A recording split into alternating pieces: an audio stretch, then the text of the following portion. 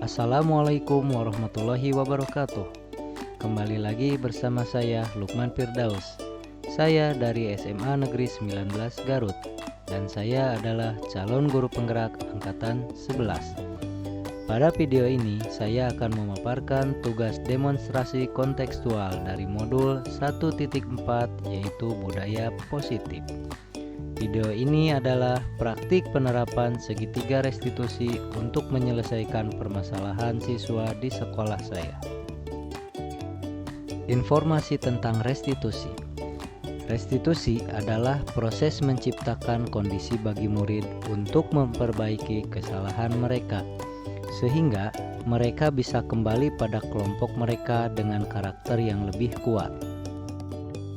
Dengan penerapan restitusi, dapat membantu murid menjadi lebih memiliki tujuan, disiplin positif, dan memulihkan dirinya setelah berbuat salah. Penekanannya bukanlah pada bagaimana berperilaku untuk menyenangkan orang lain atau menghindari ketidaknyamanan, namun tujuannya adalah menjadi orang yang menghargai nilai-nilai kebajikan yang mereka percayai. Selanjutnya adalah segitiga restitusi. Segitiga restitusi adalah suatu proses dialog yang dijalankan guru atau orang tua agar dapat menghasilkan murid yang mandiri dan bertanggung jawab. Segitiga restitusi memiliki 3 tahap.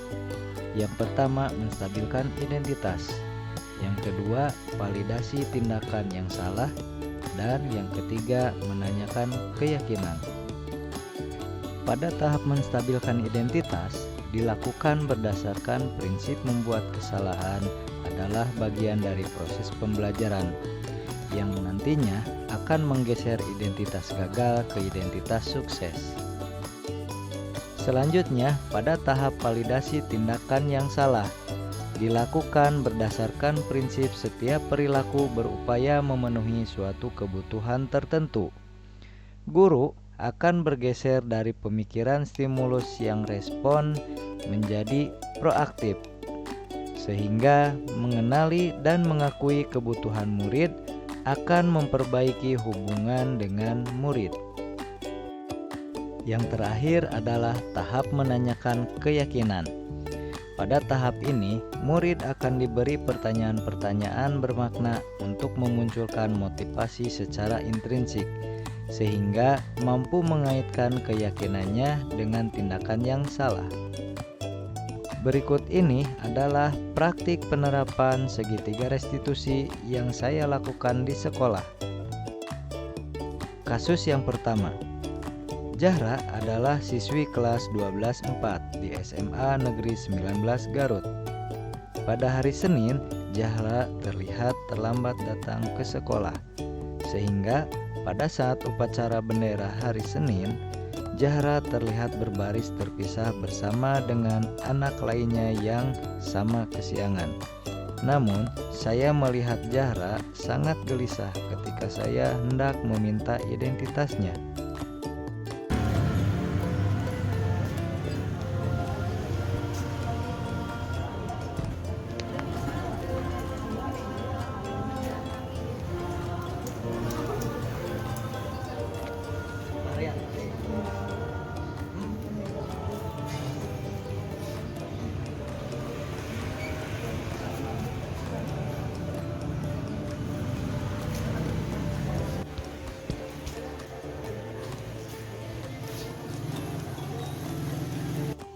Waalaikumsalam, masuk.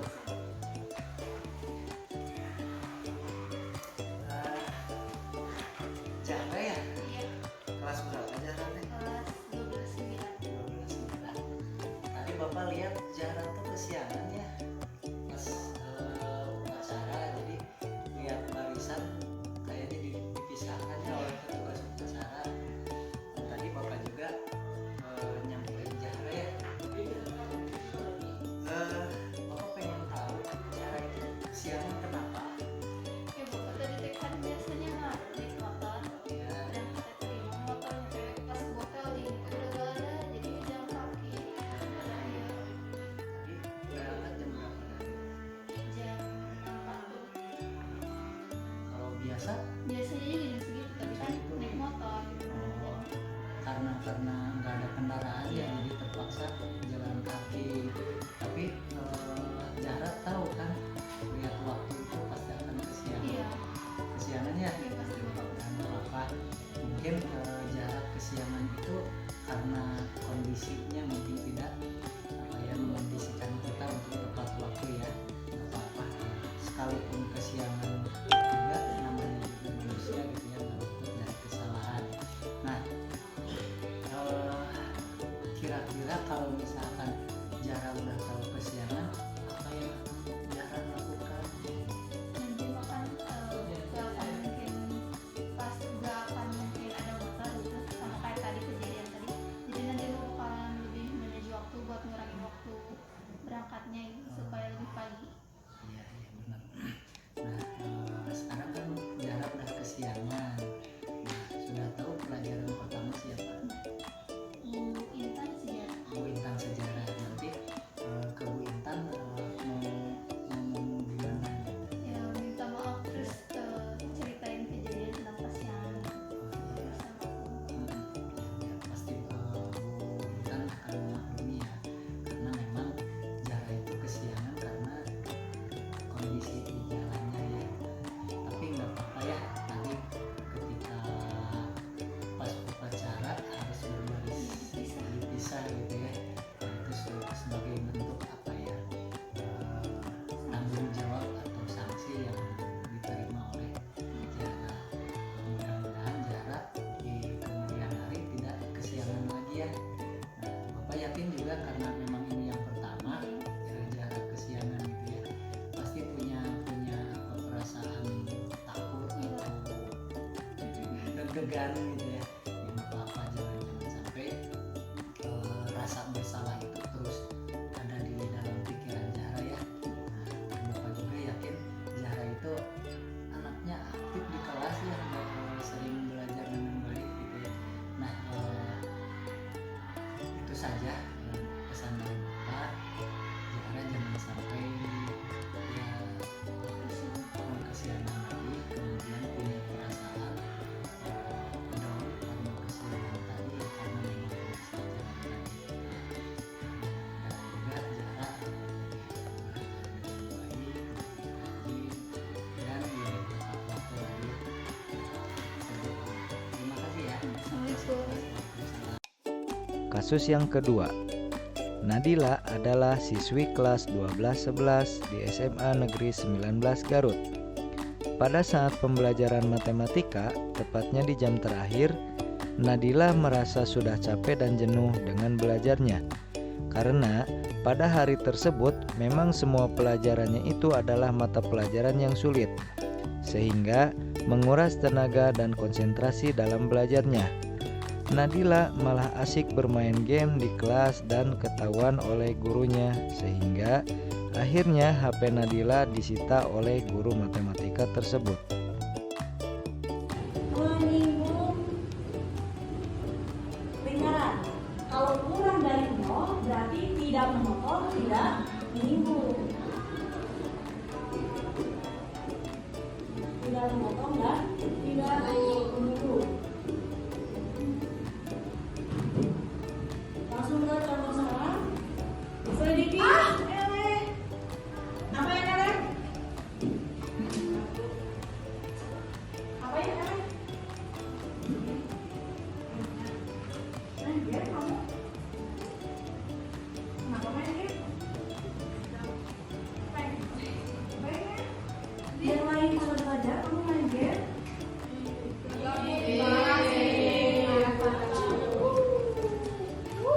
Ini HP kamu bukan?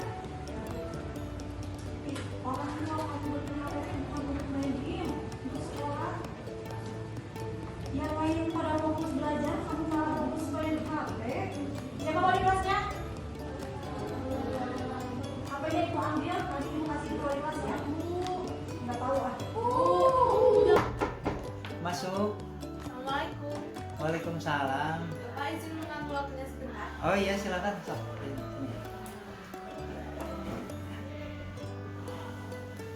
Ya gimana Nadila? Tadi Pak, sebelumnya saya mau minta maaf dulu. Kenapa? Soalnya kemarin saya nonton